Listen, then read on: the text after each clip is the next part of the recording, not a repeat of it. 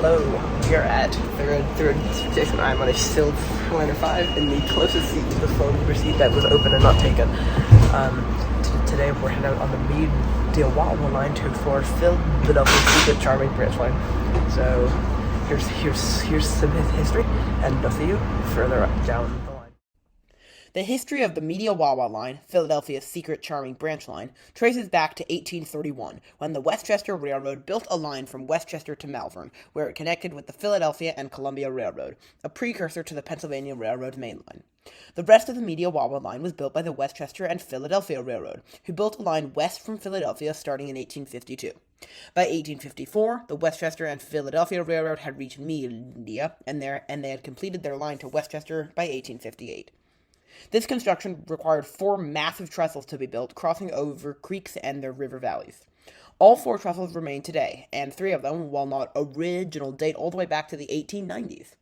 A connection between the 2 aforementioned lines in Westchester was built sometime in the late 19th century, likely in the 1860s, but I could not confirm an exact date. By the turn of the 20th century, the full Westchester branch, as it was then called, was a subsidiary of the Pennsylvania Railroad, and the line served rapidly developing suburban towns. In 1928, the line was electrified along with other suburban lines around Philadelphia and what is now the Northeast Corridor south to Wilmington, Delaware. In 1932, service past Westchester ceased. However, the line remained prosperous between Philadelphia and Westchester. Even through the 1950s and 60s, the line continued to prosper as Delaware County continued to grow. However, in the 1970s, things started to look bleak. 1972 saw the closure of 2 branch lines off the Westchester branch, and in 1976, Conrail took over the line following Penn Central's demise. In 1983, SEPTA took over, and for a while, things looked up. Trestles were restored, service was improved, and MP54 multiple units from the 1910s were retired. However, in 1986, SEPTA made a grave mistake. They cut service past Elwyn due to a budget crisis. Basically, since this closure happened, proposals have been put forward to restore service. See the video linked right now on the top right by Alex Davis for more on that. But in 2022, service was finally restored, albeit only one stop to Wawa. So now, let's go explore the line and find out why it's so charming. Okay, I'm filming zoomed in the line through the center front window. I think this is called the top 3 trestle. If I can get that wrong, then the fair thing. But this is the top 3 trestle. Now this is what it looks like from over there. This one is not super scenic, and also the shortest. I'm fairly sure it's the shortest of the 4, but it's also definitely the shortest height-wise as well. So yeah, now we are officially in the suburbs. We are in Delco, and yeah, we will go more depth at 2 of the 4 trestles, but that's not one. So I'll see you further up the line. Either at the next trestle, or if there's something cool before there. So we're leaving Gladstone with a very short stop. This is the Darby Creek Trestle, which is similarly short in length, but much taller. And I'm not going to go too much in depth because we will be coming back here later, and I'll talk about it a lot more. The next stop is Clifton, Alden, where there's a connection to the 1 and 2 trolley. If that sounds familiar, it's because I've done that before. The link is up here. So yeah, that is cool. I'll see you further down the line, probably at the next trestle. Yeah. The next trestle. And also one other thing, in classic SEPTA fashion, the stops along this line are very, very close together. I started recording this clip when we left Gladstone. We're arriving now at Clifton Alden, and it's been 53 seconds. So yeah, SEPTA moment. See you at the next trestle.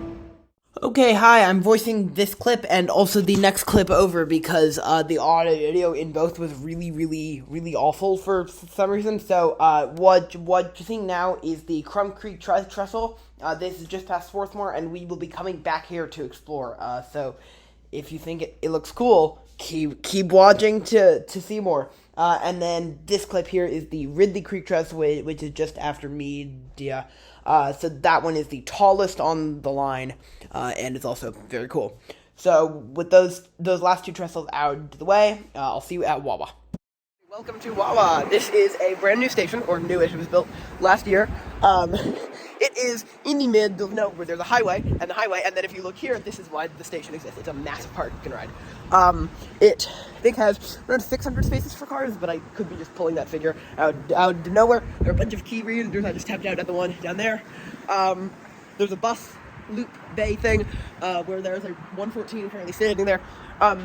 So far, just first impressions, Wawa is a cool station, and if you're wondering, wait, why does the track continue down there? Because as you heard in the history section, this line used to go down to Westchester, which is quite a bit down that way. That is now mostly a heritage railroad, although the tracks still exist, running all the way. This is the Pokey themed station. Now, as a New Yorker, I don't particularly know all the Wawa details, but I do know that this is a very cool design. I haven't been to a Wawa in my life. There's not a Wawa at the station. There are two nearby, although that's a pretty deadly walk, I'd imagine. And here's a map of the Mead to Wawa line. So the station's very cool. That is eventually going to become a bike trail link, I think. Station's very cool. It is very auto-dependent. I mean, there's a bus, but the bus isn't very good. And a massive car garage, although I will, just for shits and giggles, take a look at the waiting room, which is here. There's a restroom and there are benches, and that's it. So, yeah. Overall, Wawa Station is cool, although I wish that it was a little less, auto-dependent. That'd be nice. Anyhow, this is Wawa, so, I'm gonna go back upstairs, get some foam shots, or back up the ramp, get some foam shots, and then I'll see you on the train heading back to first Swarthmore for the Crum Trestle. Welcome to Swarthmore. Here's the foam shot.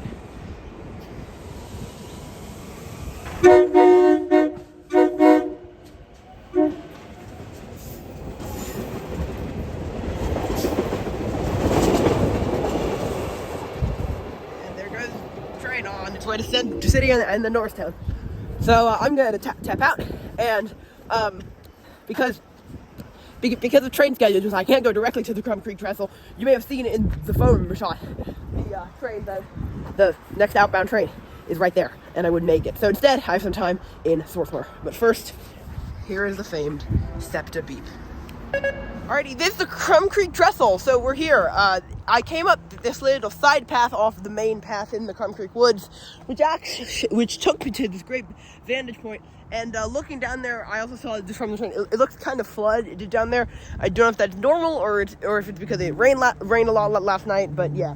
Also, there's this little side path that does appear to go up to the tracks. I'm not going to do that because that would be trespassing, but just going up a little ways, you can see a better view of the creek and the trestle. So yeah, there's the Crum Trestle. It was completely rebuilt in 2016 and 2017, and it's quite windy here. But yeah, it's very cool, and it is the longest trestle on the line, and I think the second tallest. So very cool, and I'll see you foam in the train.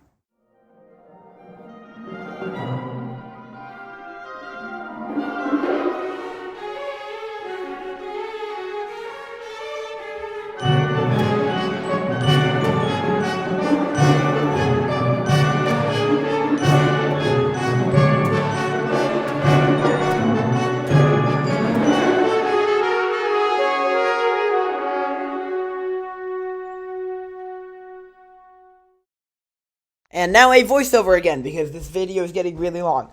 Basically, I was in Swarthmore, and I wanted to go over to the Darby Trestle. Now, I could have waited for the next train, that's true.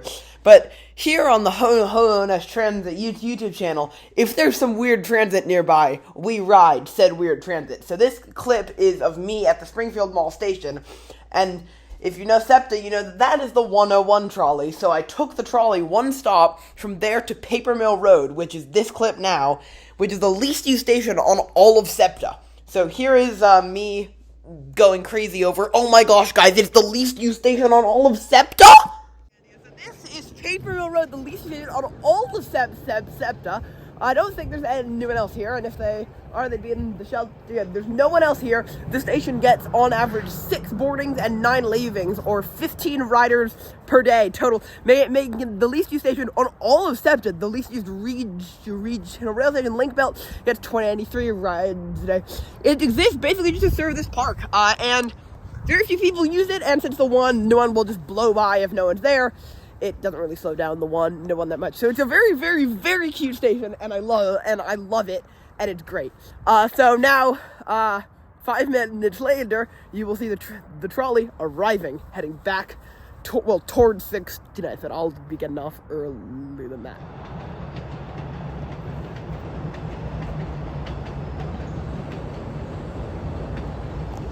Alrighty, here we go, hopping on the trolley.